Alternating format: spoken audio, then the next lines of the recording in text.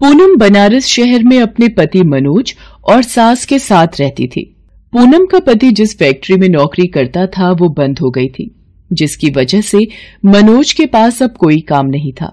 एक दिन पूनम ने मनोज से कहा, सुनो जी, क्यों ना हम अपना ही कोई काम शुरू करें। आपको तो पता ही है कि मैं अच्छा खाना बना लेती हूँ और मैंने सुना है आजकल ढाबे और होटल का काम बहुत चल रहा है और हमारे इस एरिया में कोई ढाबा नहीं है। हम अपना ढाबा खोल लेते हैं। पूनम, तुम्हें पता है हमारे पास अभी इतने पैसे नहीं है कि हम कोई काम शुरू कर सकें, और ढाबे पर लगाने के लिए हमें पैसे चाहिए। हमें सब कुछ देखना पड़ेगा और जब ग्राहक हमारे खाने को पसंद करेंगे उसके बाद ही हमारी कमाई शुरू होगी। पैसों की चिंता आप मत करो। शादी के बाद माँ ने मुझे जो सोने की चेन और अंगूठी दी थी, हम उसे बेचकर पैसे इकट्ठे कर लेंगे। पर इस तरह मैं आपको मायूस बैठा नहीं देख सकती। मैंने आपसे शादी की है तो आपका हर दुख सुख में साथ निभाना मेरा कर्तव्य है। माँ अन्नपूर्णा का नाम लेकर हम अपना ढाबा शुरू करते हैं। देवी मैया हमें अपने आप इस काम में सफलता देंगी। तुम्हारी जैसी बहू पाकर हम धन्य हो गए पूनम। तुम इस परिवार के लिए कितना अच्छा सोचती हो। देखा, अब माँ जी भी हमारे साथ हैं। हम तीनों मिलकर ढाबे पर खूब मेहनत करेंगे। पूनम की हिम्मत देखकर मनोज को भी हिम्मत मिलती है और कुछ दिनों में पूनम, मनोज और अपनी सास के साथ मिलकर अन्नपूर्णा ढाबा नाम से एक ढाबा खोल लेती है। माँ अन्नपूर्णा, ये पहला भोग आपके लिए। आज आपकी कृपा से हमने ये नया ढाबा खोल लिया है। अपनी कृपा हमेशा हम पर बनाए रखना माँ। खाना तो बहुत ही स्वादिष्ट है? वाकई में इस ढाबे का खाना बहुत ही स्वादिष्ट है भाई, वाह। पूनम का अन्नपूर्णा ढाबा चल पड़ता है और ग्राहकों की भीड़ लगनी शुरू हो जाती है। पूनम, मनोज और उसकी सास तीनों मिलकर खूब मेहनत करते थे। सुबह से लेकर रात तक वो लोग ढाबे पर खाना बनाकर ग्राहकों को देते थे। ढाबे की बढ़ती बिक्री देखकर पूनम और मनोज दोनों बहुत खुश थे। पूनम, आज तुम्हारी हिम्मत की वजह से हमने ये ढाबे का काम शुरू करा तो आज चल गया। अब हमारी अच्छी बिक्री हो रही है। मेरा मन है कि तुमने मुझे जो सोने की चेन और अंगूठी बेचने के लिए दिए थे, मैं धीरे धीरे पैसे जोड़कर तुम्हारे लिए एक सोने की नई चेन, अंगूठी और कानों की बालियां भी बनाऊं। मेरा असली गहना तो आप और माँ जी हो। आप दोनों का साथ ही मेरे लिए सबसे ज्यादा जरूरी है। अभी मुझे कुछ नहीं चाहिए और आज ये सब कार्य माँ अन्नपूर्णा की ही कृपा से संभव हुआ है। आज उन्हीं के कारण हमारा ढाबा बहुत अच्छा चल रहा है। बस देवी मैया इसी तरह हम पर कृपा करती रहे। जय अन्नपूर्णा मैया। पूनम और मनोज दोनों ही बहुत खुश थे, पर अचानक एक रात बहुत मूसलाधार बारिश और आंधी तूफान आ जाता है, जिसमें पूरा ढाबा टूट जाता है। पूनम और मनोज बहुत दुखी होते हैं। उन्होंने बहुत मेहनत से ढाबा बनाया था, पर बारिश, आंधी तूफान में सारा ढाबा टूट गया और जगह जगह पानी भर गया। पूनम ढाबे को ठीक करने की कोशिश करती है। वो फूट फूट कर रोने लगती है और माँ अन्नपूर्णा को याद करती है।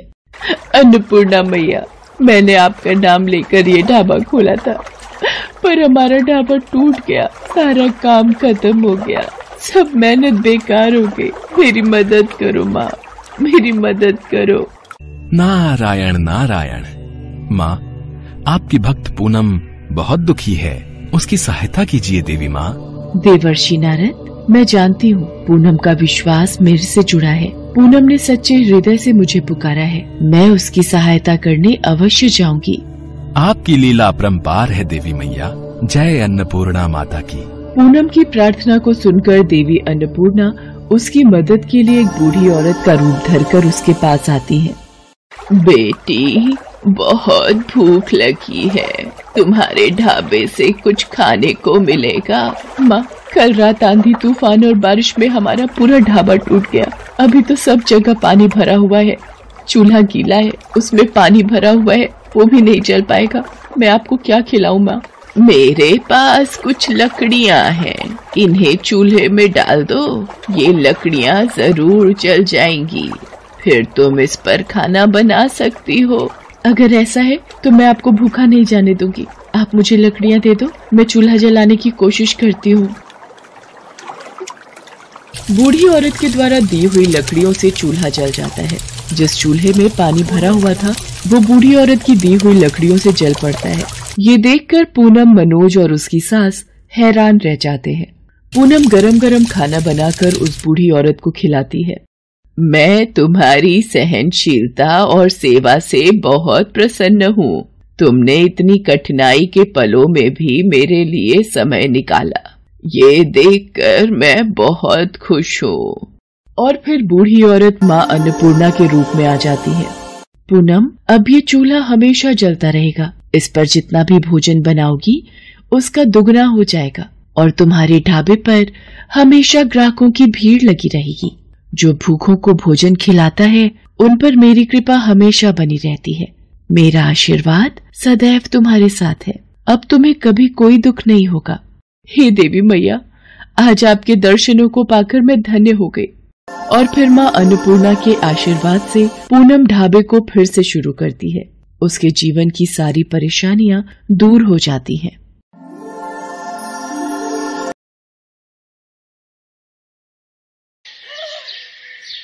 सुनो, आज भगवान की कृपा से हमारा ढाबा खुल ही गया। अब देखना, हमारे हाथ का स्वादिष्ट और बढ़िया खाना खाकर ग्राहक उंगलियां चाटते रह जाएंगे।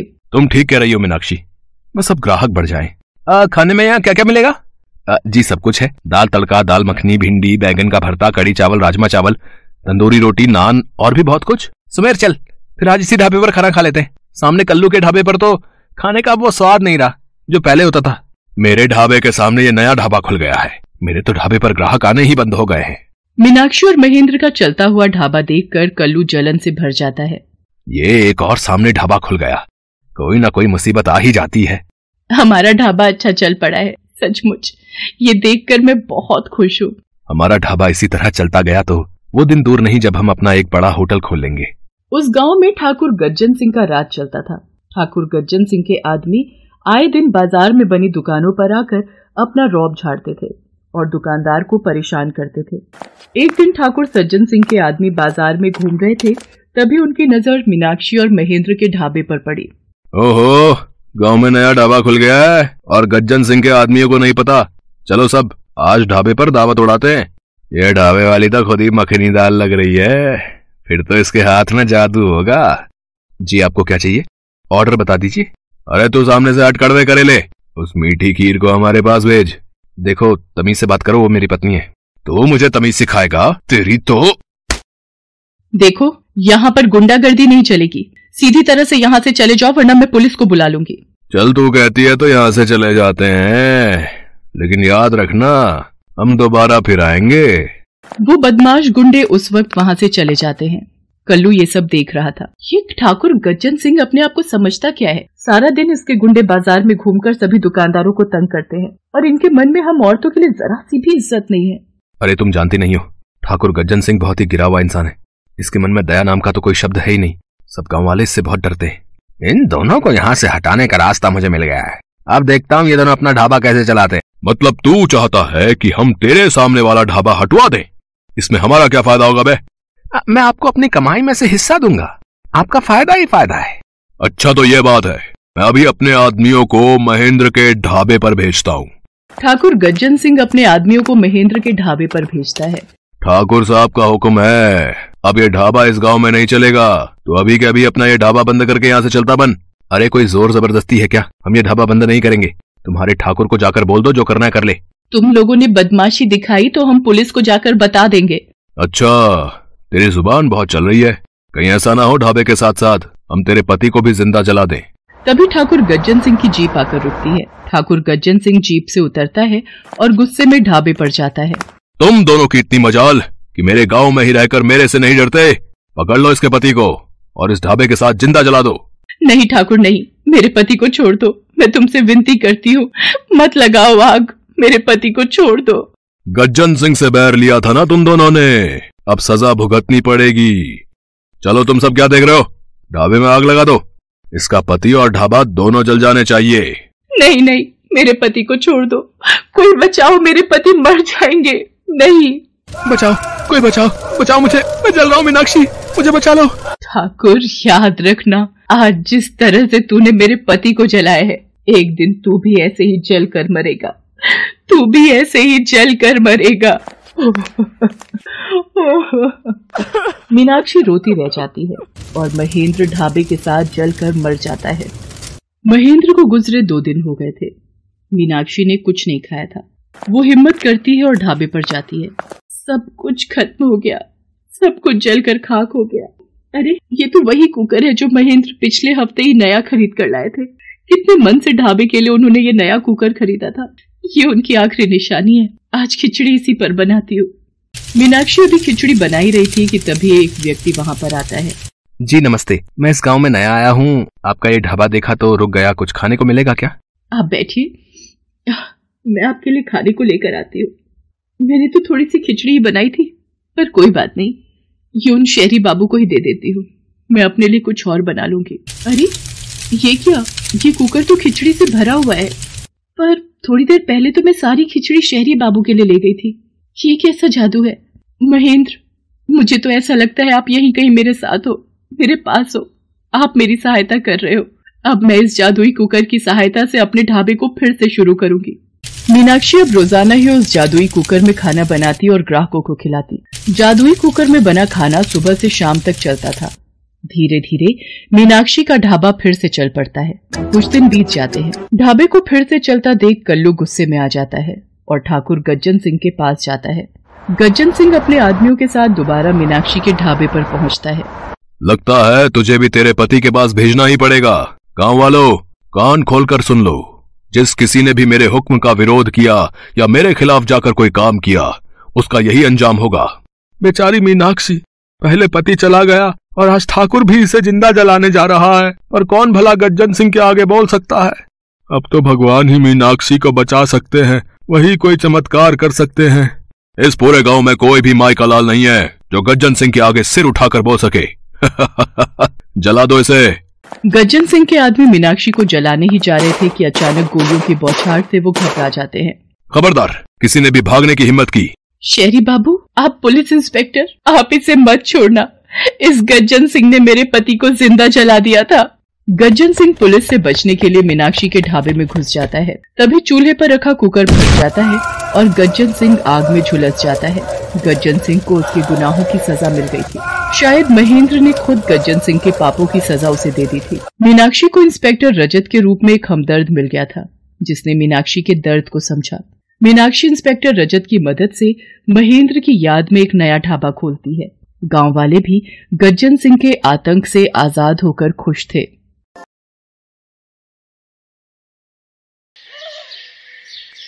मधु के पति सुरेश को पिछले 6 महीने से कोई भी नौकरी नहीं मिली थी। इसी कारण दोनों बच्चों का स्कूल से भी नाम कट गया था और घर में पैसों की तंगी शुरू हो गई थी। इसी वजह से मधु को गरीब बस्ती में किराए का एक कमरा लेना पड़ा। एक दिन, नमस्ते बहन, मेरा नाम कमला है। लगता है इस बस्ती में नई आई हो। जी, कल ही ये कमरा किराए पर लिया है। अच्छा, मैं चलती हूँ, आराम से फिर बात करूंगी, काम पर जा रही हूँ। अच्छा, आप काम करते हो कहीं? हाँ, कुछ घरों में झाड़ू पोछा करती हूँ। आप जब काम से वापस आओगे तो मुझे मिलना। ठीक है, मैं शाम को तुमसे मिलती हूँ। मधु अपनी दोनों बच्चियों दीपा और पूजा को रोटी दे रही थी। उसी वक्त कमला आती है। मम्मी, पहले आप हमें इतना अच्छा खाना खिलाते थे। हाँ मम्मी, पहले आप हमें 2 टाइम दूध पीने के लिए भी दिया करते थे। मधु, मैं क्या करूं? रोज दुकानों पर काम के लिए धक्के खाने जाता हूं, पर कहीं भी काम नहीं मिलता। आप चिंता मत करो, जब तक आपको कोई काम नहीं मिलता है तब तक मैं कोई काम ढूंढ लेती हूँ। मैंने सब सुन लिया है, घबराने की जरूरत नहीं है। मैं तुझे काम दिलवा दूंगी। एक घर में रोटी बनाने वाली की जरूरत है, तू कल मेरे साथ चलना। कमला मधु को काम दिलवा देती है। एक शाम, अरे मैं गलती से भंडार घर का ताला लगाकर चाबी अपने साथ ही ले आई हूँ। मालकिन को वापस कराती हूँ। अरे ये तो डॉली दीदी है, पर ये तो किसी लड़के की बाइक से उतरी है। ये लड़का तो हमारी बस्ती का गुंडा मवाली है, पर डॉली दीदी इसके साथ कैसे? लड़का वहां से चला जाता है। मधु देखती है कि घर के बाहर ताला लगा है और डॉली ताला खोल रही है। शायद मालकिन कहीं बाहर गई थी। मधु डॉली को बाहर से चाबी पकड़ा देती है। डॉली दीदी, ये भंडार घर की चाबी गलती से मेरे पास रह गई थी। अगर आपको बुरा न लगे तो आप अभी जिस लड़के के साथ बाइक से उतरी थी वो कोई भी था। तुम्हें इससे क्या मतलब? चाबी दे दी, अब जाओ यहां से। मधु ने मुझे अनिल के साथ देख लिया है। अगर इसने मम्मी पापा को उसके बारे में बता दिया तो वो मुझे अनिल से कभी भी मिलने नहीं देंगे। मुझे इसका कोई रास्ता ढूंढना ही होगा। अगले दिन डॉली भंडार घर में से आटे और चीनी की एक एक बोरी गायब कर देती है और चाबी लेकर अपनी माँ के पास जाती है। मम्मी, ये मधु ने भंडार घर की चाबी दी थी। वो तो घर चली गई है, पर मेरा खीर खाने का मन है, आप बना दो प्लीज। डॉली, तू भी ना बड़ा परेशान करती है। जब मधु थी तब बोल देती, उसे किस लिए रखा है फिर? रुक, चीनी नहीं है डिब्बे में, ला चाबी दे, निकाल कर लाती हूँ। अब आएगा मजा। हे भगवान, पिछले हफ्ते ही तो चीनी की बोरी मंगवाई थी, और ये क्या, आटे की 4 बोरियों में से सिर्फ 3 बोरियां रखी हैं। एक बोरी कहाँ गई? माँ, भंडार घर की चाबी तो 2 दिन से मधु के पास है। इसका मतलब कहीं आने दे मधु को। मेरे सामने अपने पति और बच्चों की दुहाई देती है। एक तो काम पर रखा, ऊपर से चोरी करती है। अगले दिन जब मधु काम पर आती है, मधु एक बात बता, तुझे मैंने मजबूरी में देखकर अपने घर में काम दिया, और तू इस तरह से मेरे भंडार घर में से सामान चोरी करती है। नहीं मालकिन, मैंने भंडार घर में से कोई चोरी नहीं की। मैं तो बल्कि कल गलती से भंडार घर की चाबी ले गई थी, तो मैंने। मम्मी ये देखो, एक तो चोरी करती है, ऊपर से आपसे जुबान लड़ा रही है। भाई देख, मैं तुझे अब काम पर नहीं रखूंगी, और तेरा कोई हिसाब नहीं बनेगा। तूने जो सामान चोरी किया है, तेरे महीने के 2000 पूरे हो गए, चल जा अब। शोभा मधु की एक नहीं सुनती और उसे नौकरी से निकाल देती है। मधु कमला को सारी बात बताती है। अरे गलत तो वो लोग हैं, जब खुद के साथ कुछ गलत होगा तब इन लोगों को अक्ल आएगी। तू चिंता मत कर, हम कोई ना कोई दूसरा रास्ता ढूंढ लेंगे जिससे तेरी कमाई हो सके। मम्मी, आपने पाव भाजी कब से नहीं बनाई? मेरा पाव भाजी खाने का मन है, और मेरे लिए पूरी आलू की सब्जी भी। ठीक है, कुछ दिन और रुको, मैं तुम दोनों की पसंद का खाना जरूर बनाऊंगी। मधु, बच्चों की बातें सुनकर मेरे दिमाग में एक आइडिया आया है। क्यों ना तू ढाबा खोल ले? जरूरी नहीं दुकान पर ही बैठकर ढाबा खुलेगा, तू एक ठेले पर भी ढाबा खोल सकती है। फिर कमाई होगी तो दुकान किराए पर ले लेना। पर कमला दीदी, ढाबा खोलने के लिए पैसों की जरूरत होगी। कमला, मैंने सब सुन लिया है, मैं अपनी स्कूटी बेच दूंगा। कमला दीदी, फिर तो मधु को ढाबा खोलने के लिए पैसों का इंतजाम हो जाएगा ना, और मैं भी इस काम में तुम्हारी मदद करूंगा। मधु, मैंने तुम्हारे साथ 7 फेरे लिए हैं, तो हम इस दुख की घड़ी में एक दूसरे का साथ निभाएंगे। ठीक है कमला दीदी, हम एक ढाबा खोलते हैं, पर उसमें आपको भी मेरा साथ देना होगा। मैं और सुरेश अकेले सब कुछ नहीं संभाल पाएंगे। कमला दीदी, आपने हमेशा मेरी मदद की है, तो मैं चाहती हूं कि आप भी इस ढाबे में मेरे साथ काम करो। सुरेश अपनी स्कूटी बेच देता है, और वो वहीं घर के पास में ही किराए का एक ठेला लेकर ढाबा खोलते हैं। मधु कढ़ी चावल, राजमा चावल बनाकर पतीलों में भरती, और कमला साथ में ही तवे पर गर्म रोटियां सेकती। सबकी मेहनत से धीरे धीरे ढाबे पर लोग खाना खाने आने लगे, और मधु के हाथों में तो जादू ही था। वो खाना बनाती ही इतना स्वादिष्ट थी कि लोग उंगलियां चाटते रह जाते थे। गरीब और भूखे लोगों को मधु मुफ्त में खाना खिलाती थी, वो उनसे पैसे नहीं लेती थी। वो लोग मधु को दुआएं देकर जाते थे। एक दिन, अरे कमला दीदी, वो पिछली गली में जो कोठी वाले हैं, उन्होंने 4 थाली का ऑर्डर दिया था, तैयार हो गई हैं, पर सुरेश तो राशन लेने बाजार गए हैं। आप यहीं ढाबे को संभालो, मैं ये ऑर्डर पकड़ा कर आती हूँ। रात का वक्त था, मधु ऑर्डर पकड़ा कर वापस आ ही रही होती है कि तभी, बचाओ बचाओ। देख, अगर तू सीधे से हाँ नहीं करेगी तो तेरा ये वीडियो मैं पूरे सोशल मीडिया पर फैला दूंगा। मेरी ही गलती थी जो मैंने तुम जैसे आवारा निकम्मे लड़के से प्यार किया। तुम मुझे अपने प्यार के झूठे जाल में फंसाकर मुझे आज ब्लैकमेल कर रहे हो। छोड़ो, जाने दो मुझे। ये तो डॉली दीदी हैं, मुझे इनकी मदद करनी होगी, पर कैसे? नहीं, मुझे सुरेश को बुलाना होगा। मैं सुरेश को फोन मिलाती हूँ। मधु अपने मोबाइल फोन से सुरेश को फोन मिलाती है और जल्दी से यहाँ आने को कहती है। थोड़ी देर में ही सुरेश वहां पहुंच जाता है और दोनों मिलकर उस आवारा लड़के को पकड़ लेते हैं। ए छोड़ो मुझे, ये मेरा और डॉली का आपस का मामला है यहाँ। सुरेश पुलिस को फोन कर देता है और पुलिस उस लड़के को पकड़कर ले जाती है। अरे लड़की को ब्लैकमेल करता है? वीडियो डालेगा सोशल मीडिया पे, अब तू जेल में चढ़ेगा। चल ले चलो इसे। इतनी देर में डॉली के माँ बाप भी वहां पहुंच जाते हैं। मम्मी मुझे माफ कर दो, मैंने एक गलत लड़के से प्यार किया, पर आज मधु दीदी ने मुझे बचा लिया। मम्मी मुझे मधु दीदी से भी माफी मांगनी है, मैंने उन पर झूठा चोरी का इल्जाम लगाया था। मैं सच में बहुत शर्मिंदा हूँ मधु दीदी। डॉली दीदी, मैंने आपकी किसी भी बात का बुरा नहीं माना, आप मेरे से क्षमा मत मांगिए। मधु, मैं भी बहुत शर्मिंदा हूँ, आज तुमने हमारी इज्जत बचा ली। नहीं मालकिन, आप मेरे आगे हाथ मत जोड़िए, आप मुझसे बड़े हो। मधु, मैंने देखा तुमने एक ढाबा खोल लिया है। मैं उधर से गुजर रहा था, तब तुम्हारे ठेले पर मेरी नजर पड़ी थी। जी, हम लोगों ने एक ढाबा खोला है और भगवान की कृपा से अब वो अच्छा चलने लगा है। मधु, तुमने आज हमारी बच्ची के लिए बहुत कुछ किया है। इतने साहस के साथ अपनी जान की परवाह किए बिना तुमने और सुरेश ने आज डॉली की जान बचाई है। मैं भी तुम्हारे लिए कुछ करना चाहता हूँ। मैं तुम्हारे ढाबे में पैसे लगाना चाहता हूँ और एक बड़े होटल में तब्दील करना चाहता हूँ। ये सुनकर मधु और सुरेश बहुत खुश होते हैं और एक गरीब का ढाबा एक बड़े होटल का रूप ले लेता है। मधु को अपनी ईमानदारी और मेहनत से सब कुछ प्राप्त हो जाता है।